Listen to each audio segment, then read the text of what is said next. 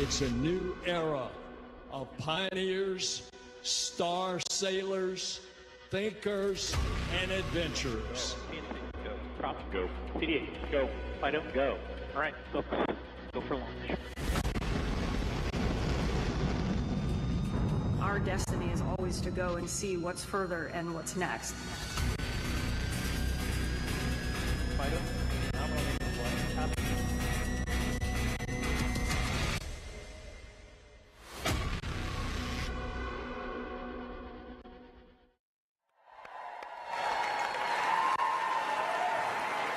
That was awesome. Good morning, and welcome to Ellington Field at NASA's Johnson Space Center in Houston. I'm Joe Acaba. Thank you. I'm Joe Acaba, Chief of NASA's Astronaut Office, and I'm joined by Norm Knight, Director of NASA's Flight Operations Directorate. We're here today with a mission to introduce the world to the crew of Artemis II.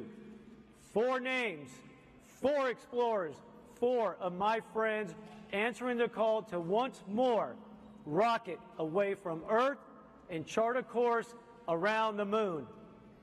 Well, Joe, I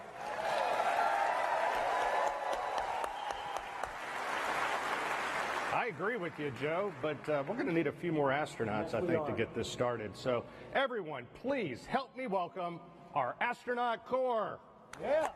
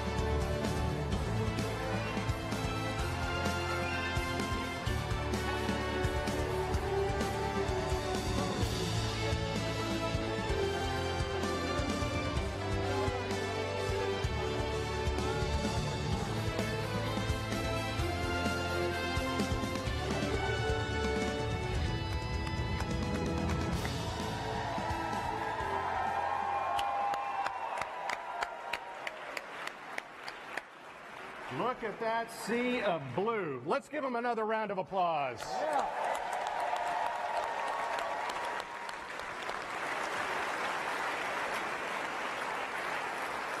Our mission calls for 4 names. It's difficult to pick just 4 from a group that by its very definition attracts the best and the brightest that humanity has to offer. The Astronaut Corps, our entire Astronaut Corps, will be the forerunners as humanity looks to find its place among the stars. So that while we may be recognizing 4 individuals today, I want to thank the entire Astronaut Corps for their dedication and sacrifice as we ask them to strap into our current and future spacecraft, take those next steps to do the things that are hard so that others might follow behind them.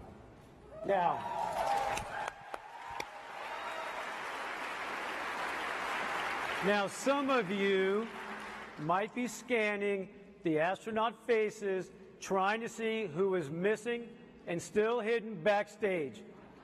Well, know this, your Artemis II crew members are already here in the room with you.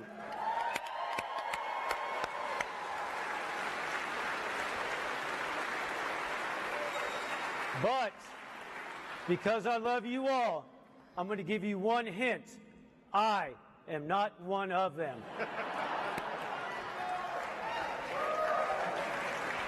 Don't be so happy about that. With Artemis I, we set out to prove that the hardware was ready, that SLS was prepared to launch our astronauts skyward, that Orion was equipped to carry them to the moon and back safely again. Artemis I was a resounding success, and Artemis II will leverage that by putting humans in the loop, executing operations in the critical path, leading to new footprints on the lunar surface.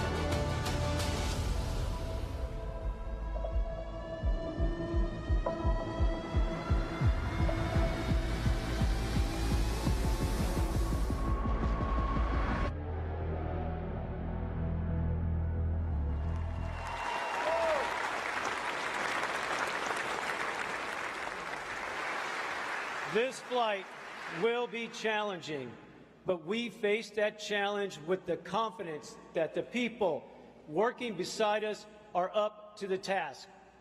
Houston is home for us, and it's where we'll plan, train, and ultimately fly the Artemis II mission. To give us a proper Houston welcome, please join me in bringing out JSC Center Director Vanessa White.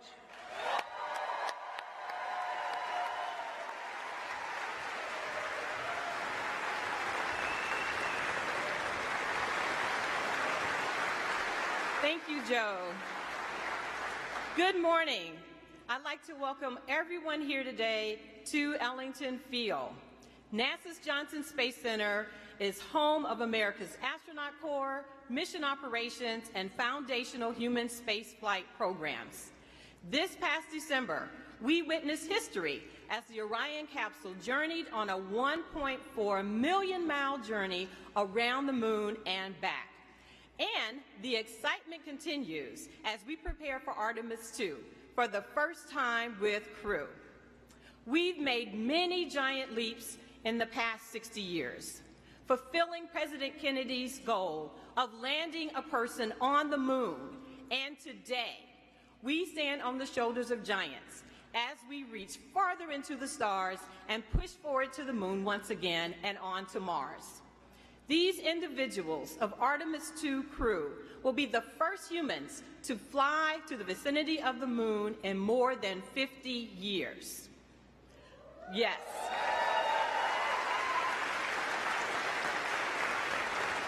I'd like to take a moment to recognize those who paved the way, our Apollo legends, who are with us via the NASA Alumni League. Will you please wave?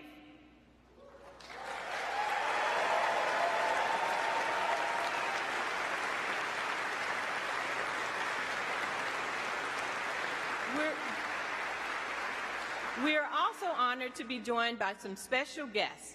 Please help me welcome NASA leadership, Administrator Bill Nelson, Deputy Administrator Pam Melroy, Associate Administrator Bob Cabana, and many of our NASA leaders who are from headquarters and all across our agency.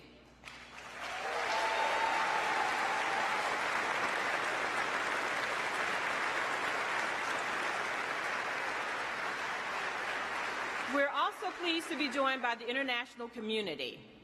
Representing the Canadian Space Agency is Minister Champagne.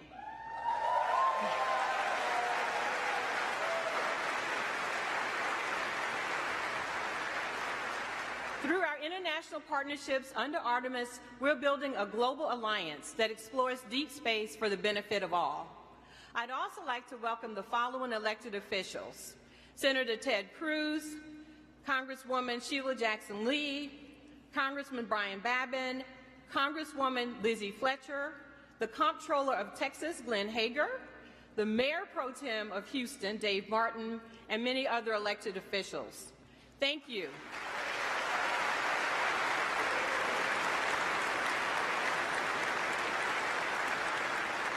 We're very appreciative of your continued support. Last but certainly not least, I'd like to give a shout out to the NASA workforce and all of those across the agency who came together to make this a very exciting moment and this moment in history happen. So thank you to our workforce.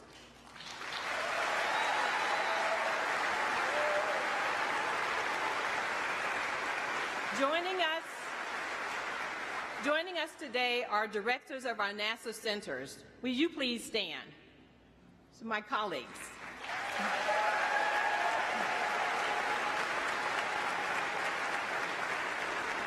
This mission represents the culmination of years of hard work and dedication by NASA and its partners. This is an exciting time for those working on the International Space Station, commercial crew, commercial LEO destinations, as we continue using those platforms and conduct deep space exploration with the Orion, Gateway, Human Landing System, and EVA programs. Together, our team of civil servants and contractors are enabling the success of the Artemis program. And this is only the beginning. For the students with us today from Houston and Clear Creek Independent School Districts and those watching, you are the future explorers, the future scientists, engineers, inventors, and mathematicians of the Artemis generation.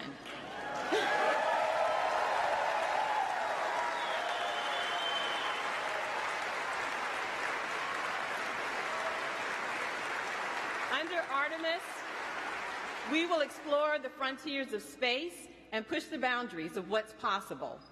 You may walk on the moon or be one of the many explorers who venture onward to Mars. We're all looking forward to you being a part of our mission, and I can't wait for you and everyone to meet our Artemis II crew. Thank you.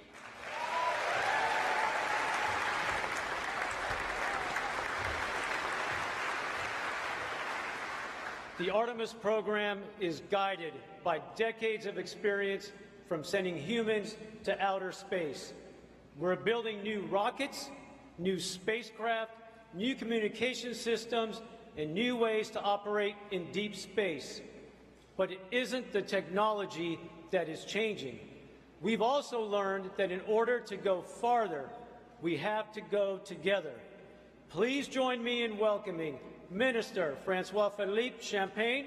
He's with us here from Canada, one of our steadfast partners in human spaceflight, ready to send one of their own to the moon. Thank you very much. Thank you very much. Well, thank you, Joe, and good morning, everyone. Bonjour tout le monde. C'est un grand privilège d'être ici pour représenter le Canada. What an honor to be here today to represent Canada on this historic day. In his recent visit to Ottawa, President Biden said this: Canada and the U.S. can do big things because we do them together. And indeed,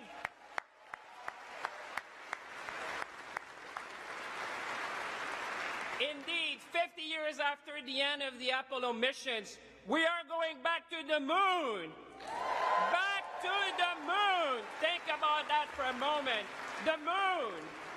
As minister responsible for the Canadian Space Agency, I know Canadians could not be more proud. Proud to have for the first time a Canadian astronaut who will travel to deep space as part of the Artemis II mission. Proud that we will be contributing to the future of the Lunar Gateway with the unique Canadian innovation, Canadarm3. Proud that Canada will design, build, and operate a lunar utility vehicle to support operations on the lunar space. And proud of the 60-year plus of collaboration between NASA and the Canadian Space Agency, a partnership which is fueled by bold initiatives and scientific excellence. And most importantly, Canadians could not be more proud to share this moment with our American partners and friends which are here today in Houston.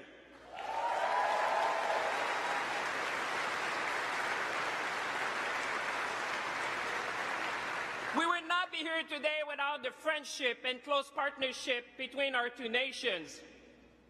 Because this is more than just about going back to the moon. This is about investing in the future. This is about possibilities. This is about seizing the opportunities of the space economy, from health to food security to climate change and much more. So as we embark together on this new space era, let's seize the moment. Let's be ambitious, and together let's inspire the young people watching us to reach for the stars and become the next generation of scientists, engineers, and explorers. Merci tout le monde. Thank you, everyone. Thank you, everyone.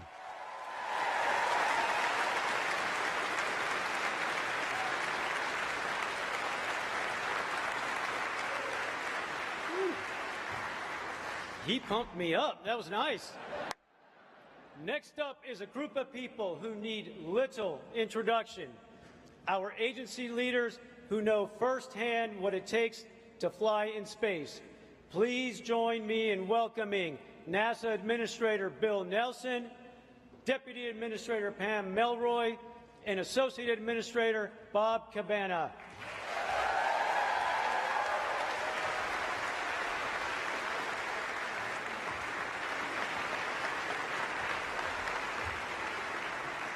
Hey, everybody. Members of the NASA family and the Canadian Space Agency, my colleagues, my former colleagues, members of Congress, members of the Artemis generation, we are going.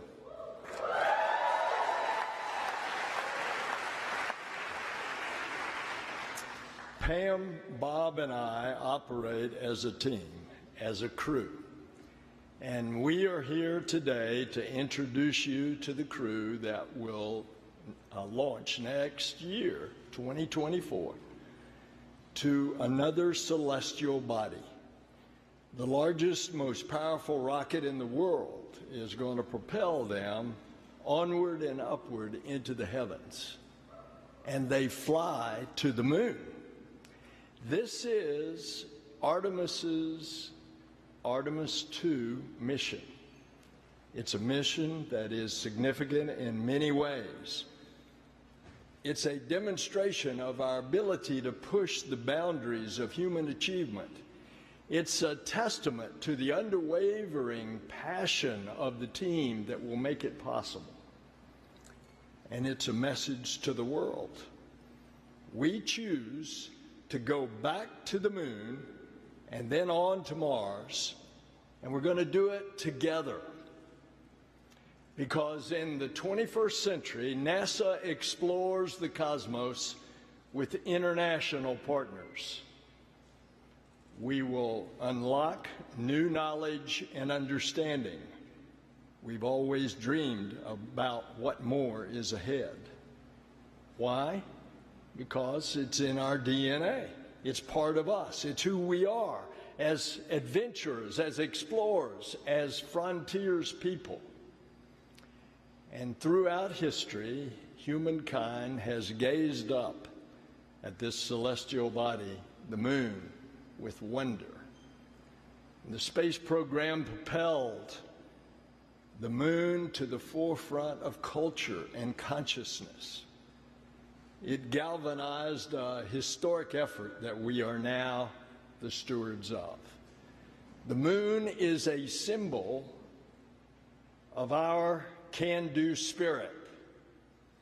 And over the course of the Artemis missions, the first woman and the first person of color will take giant leaps on the lunar surface. It's been more than a half-century since astronauts journeyed to the moon. Well, folks, that's about to change. The mission to the moon will launch 4 pioneers, but it will carry more than astronauts. Artemis II will carry the hopes of millions of people around the world. It will carry the aspirations of the NASA family who glance up at the moon every night, knowing their efforts will return us to the moon. And it will carry the dreams of students who burn the midnight oil in libraries and laboratories, preparing one day to support an Artemis mission. And it'll carry the inspiration of the children who imagine themselves soaring in the skies. We will show what is possible when we dare to reach distant cosmic shores. The crew was selected by the Director of Flight Operations, Norm Knight, and the Chief Astronaut, Joe Acaba, and under the supervision of the Johnson Space Center Director, Vanessa Weiss. Will you all please join us up here?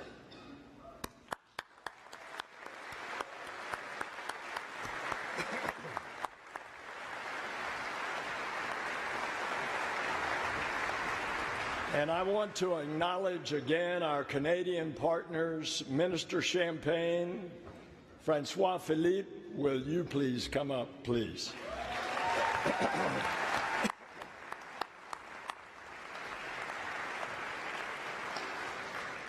The Artemis II crew represents thousands of people working tirelessly to bring us to the stars. This is their crew. This is our crew. This is humanity's crew. May I introduce them to you all?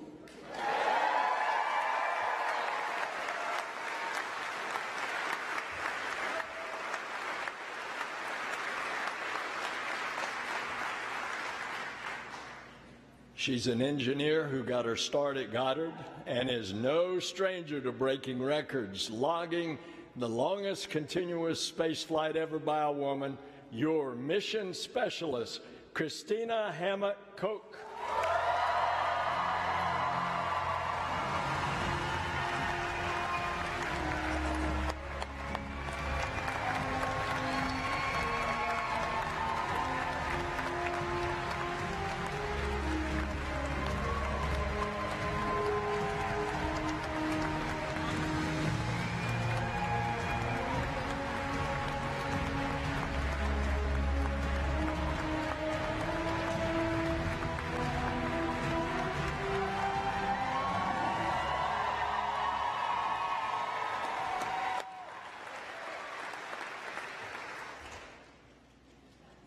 He is a Master of Science in Physics, an F-18 pilot, and a Canadian astronaut.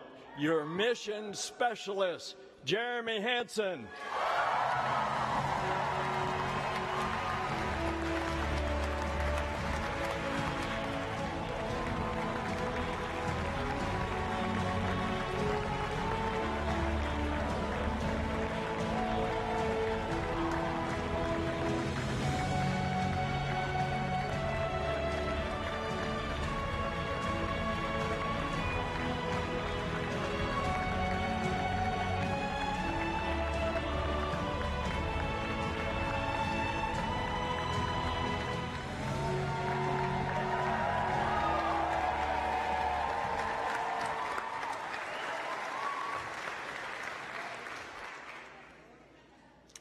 He's a naval aviator and test pilot that's flown over 40 different aircraft, most recently the first operational commercial crew mission.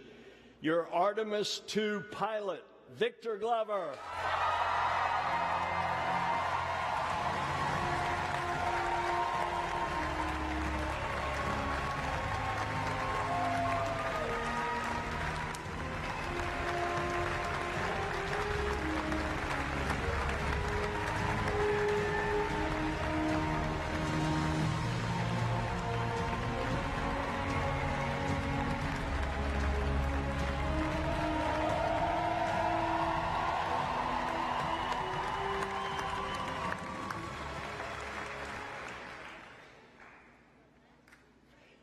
He's a decorated naval aviator, test pilot, and leader of the highest character, your Artemis II commander, Reed Wiseman.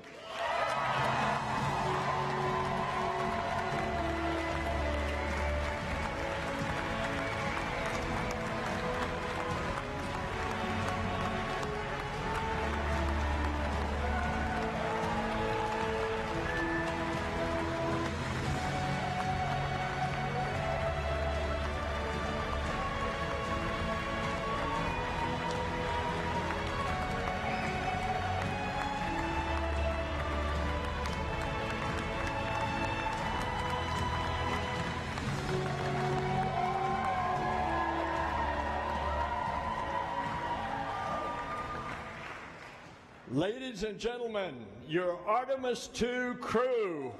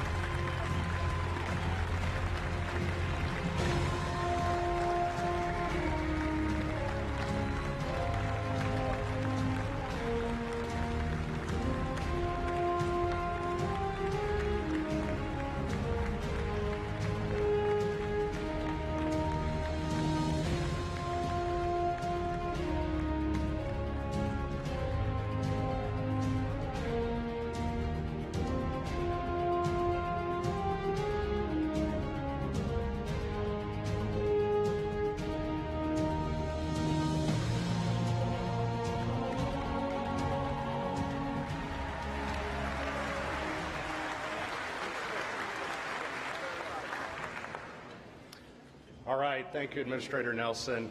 And the hard part's over now, right? Yes, sir. All right, good. Well, Reed, Victor, Christina, and Jeremy, I am so proud to have you four standing here in this moment.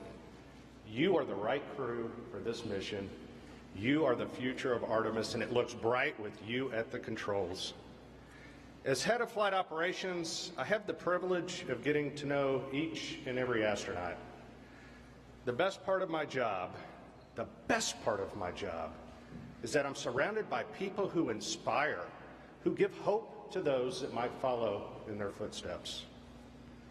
Christina, with a work ethic and willingness to lend a hand that only someone who spent their summers working on a farm growing up can have, your relentless drive is unmatched. You have already made your mark in the remote corners of our planet. You have already been in the history books as a record-setting astronaut. You're a trailblazer and a role model for every generation to come. You've already been advocating and uplifting children in your community, and I know that you are just getting started. And as the only professional engineer in the crew,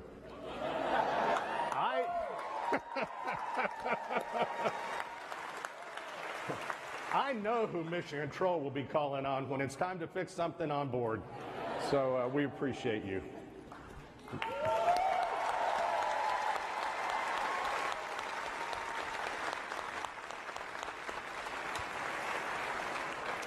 Victor, you wanted to be 100 different things when you grew up, but I can say I'm truly thankful you ended up as a Navy pilot and an astronaut. Like so many, seeing other astronauts take flight planted the seed. And when you heard Pam Melroy speak at a test pilot conference, that was the moment you decided to apply. So Pam, thank you for inspiring others.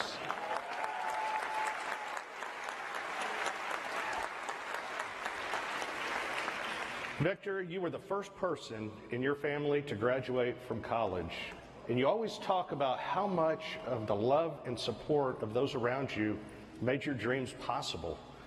I can honestly say I've never met anyone as determined as you are to spread that same love and support until everyone who passes into your orbit is better for it.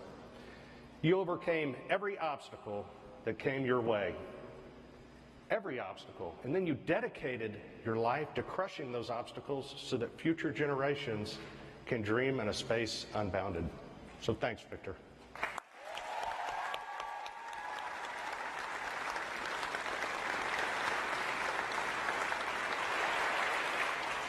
And finally, read and explore from the beginning. The forest of your youth might be smaller than the frontier that you're heading for now, but this was always you. It's what you were meant to be. You said for a time you wanted to be a train engineer, but I don't think trains go quite as fast as you need them to, so I wish the Reed of your youth, the ones that, that you're dealing with bullies, dealing with the uncertainties of growing up, could meet you now. Meet the Reed who took his first jet for a spin and knew he was meant to soar across the skies. The Reed who found a home and family in the Navy and here at NASA. The Reed who led our astronauts into a new era of space exploration. And the Reed who will lead Artemis II from the Earth to the Moon and safely back home again.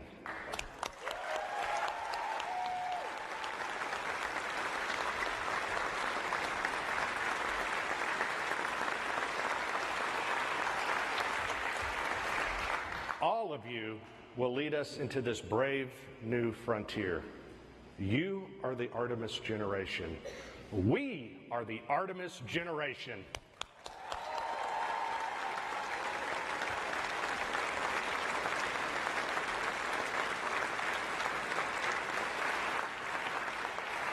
And with that, I will hand it back over to our neighbors to the north to talk about Jeremy, who will take his own place in history.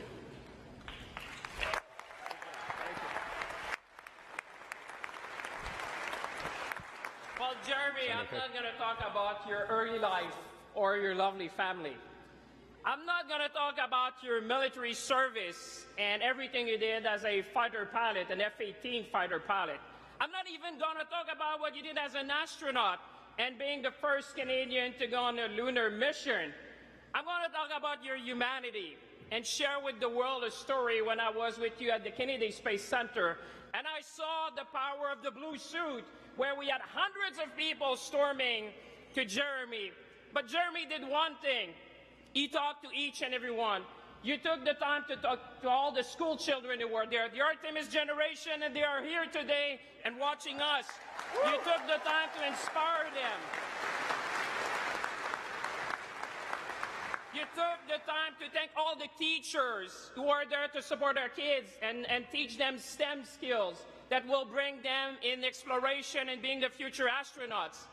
You took the time to talk to each and every family that were coming from around the world and across North America.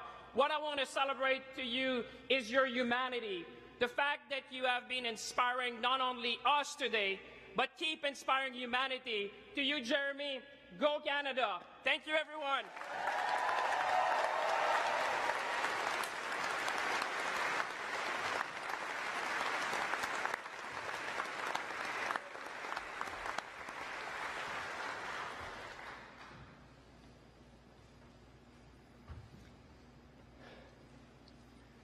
So here we have it. Reed, Victor, Christina, and Jeremy. Each of these adventurers has their own story, but together they represent our creed, e pluribus unum, out of many, one. This is the power of space. This is the power of our space program. It unites people. It brings them together. It brings parties together to explore, to discover, to dream. Together we will usher in a new era of exploration for a new generation of star sailors and dreamers, the Artemis generation. Together we are going to the moon, to Mars, and beyond.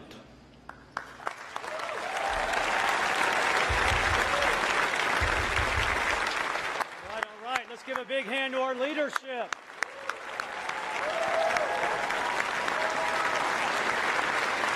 All right, you've heard from us, so now it's time to hear from your crew.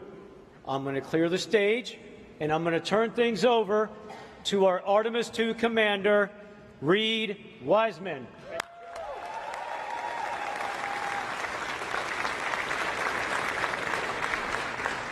All right, so I got to ask the school kids, is it hot in here today?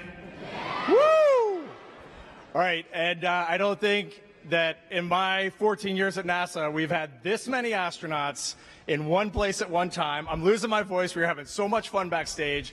It is great to see this diverse international group. Awesome to be here with you guys. Woo!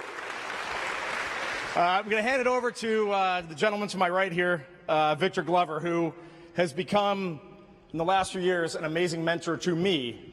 I didn't ask for it. He didn't ask for it. It just happened that way. One of the best leaders I know, one of the best dads, husbands, and friends, and one of the most talented aviators I've ever met. Victor Glover.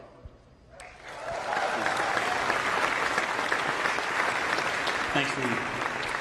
I appreciate that. Wow, what a day. Look at all of this. This is amazing, isn't it? I mean, after all of that, I feel like Denzel Washington should be up here talking to you. But you just got us. I want to thank God for this amazing opportunity. And I think I speak for all of us. I want to thank our families for the amazing support. It is your love and support that has made this journey possible. Please give them a round of applause.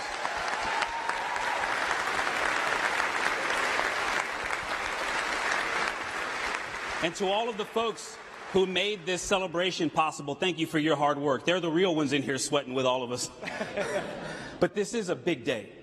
We have a lot to celebrate. And it's so much more than the 4 names that have been announced.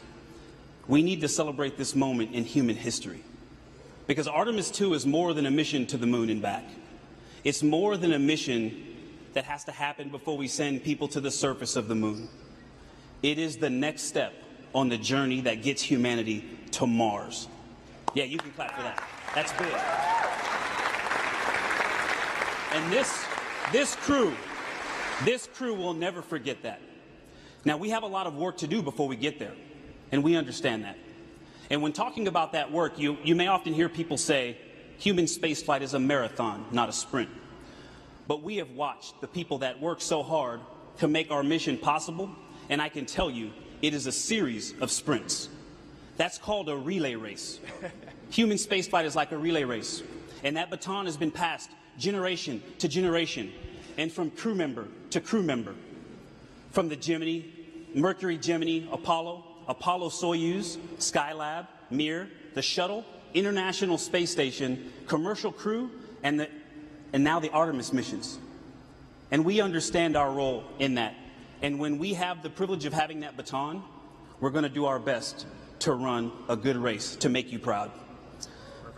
I pray that God will bless this mission, but I also pray that we can continue to serve as a source of inspiration for cooperation and peace, not just between nations, but in our own nation. Thank you, and God bless us all.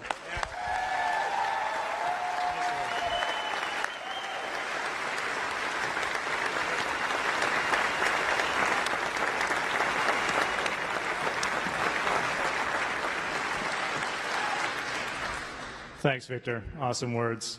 What I wanted to highlight for all of you today is, well, you know, big picture, when I step back, there are 2 reasons why a Canadian is going to the moon. That makes me smile when I say that. The first one is American leadership. It is not lost on any of us that the United States could choose to go back to the moon by themselves. But America has made a very deliberate choice over decades to curate a global team. And that, in my definition, is true leadership. A body, an entity that seeks out others who can contribute, allows them to rise up, lifts them up to make their contributions to bring their genius. That is American leadership. And as a Canadian, I am very proud to reflect that back to you, and I am grateful. All of Canada is grateful for that global mindset and that leadership. So thank you.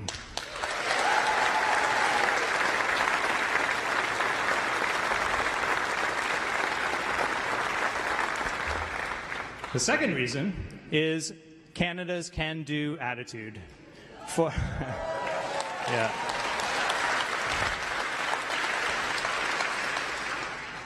For decades now, literally thousands upon thousands of Canadians have risen to that challenge to bring real value to the international partnership with respect to space exploration, to bring real solutions.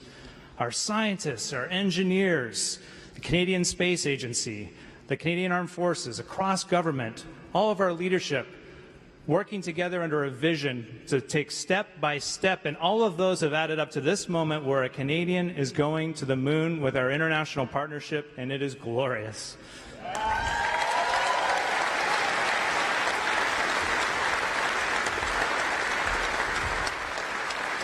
So at the end of it all, I am left in awe of being reminded what strong leadership, setting big goals with a passion to collaborate and a can-do attitude can achieve.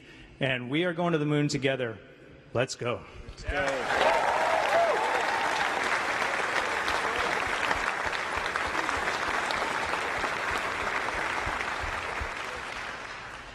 Thank you, Victor. Thank you, Jeremy. Thank you, Reed. It is an honor to be here. I also want to thank our families, the Trailblazers, our colleagues, and our leadership. My fellow astronauts know that one of the questions we get all the time is, are you excited? And I can tell you, when I think about this mission that's a relay race with international partners, it's also so awesome in and of itself.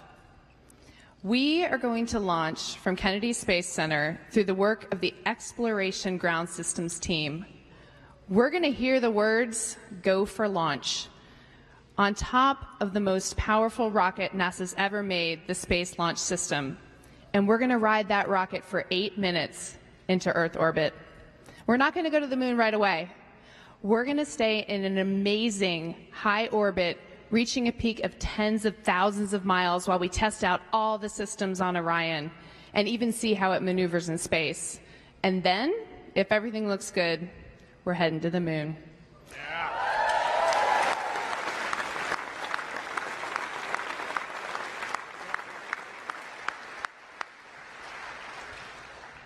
It will be a 4-day journey, going 250,000 miles, continuing to test out every bit of Orion, going around the far side of the moon, heading home, going through the Earth's atmosphere at over 25,000 miles per hour, and splashing down in the Pacific. So, am I excited? Absolutely.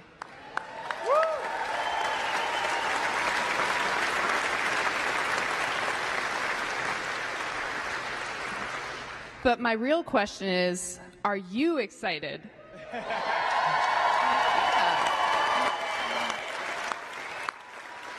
I see you. And I ask that because the one thing I'm most excited about is that we are going to carry your excitement, your aspirations, your dreams with us on this mission. Artemis II, your mission.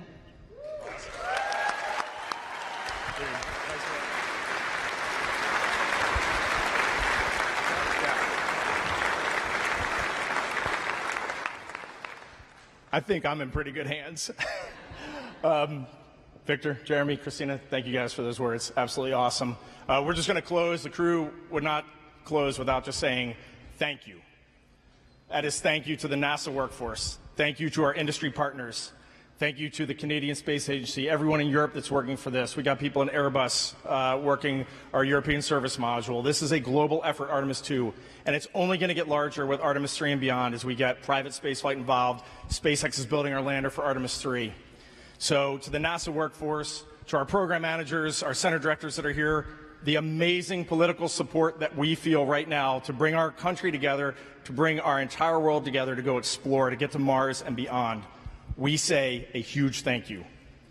To the astronauts that are over here, a huge thank you. You are our friends, you are our families, you're our colleagues, and I do want to highlight right now there are 7 folks on the International Space Station. Where's Joel? On Joel's International Space Station, orbiting our planet right now.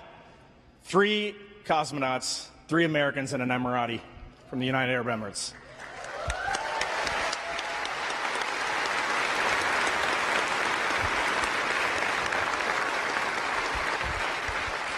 If any of you over there are looking for heroes today, go Google these folks, because they're our heroes. And I definitely want to call out our friend Frank Rubio, who has already spent 6 months up there. And Frank is going to spend another 6 months due to an issue with this spacecraft. So he'll be up in space for over an entire year. All right, that man is a hero, for sure.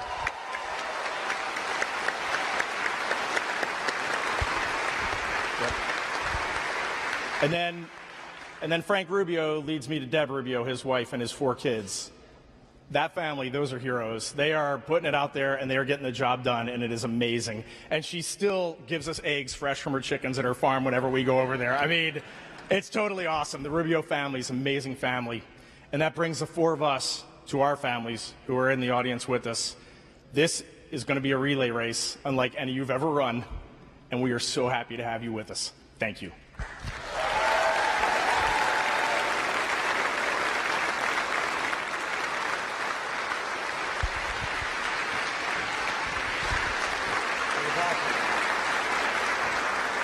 Got more you want to say, Reed?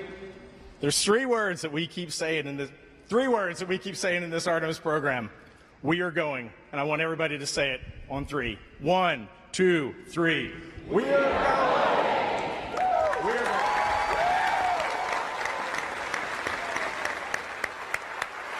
That was awesome. I got to say, you guys choked me up a little bit, so I appreciate that.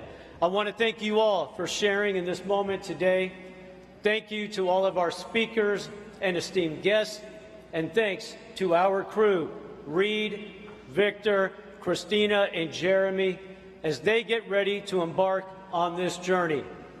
I'll ask all of my fellow astronauts to join us back up here. Come on up, everyone.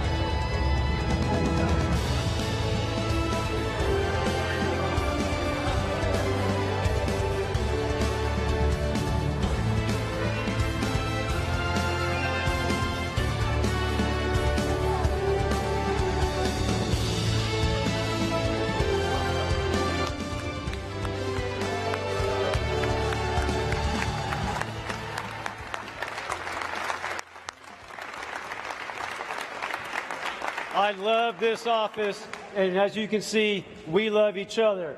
We need a picture.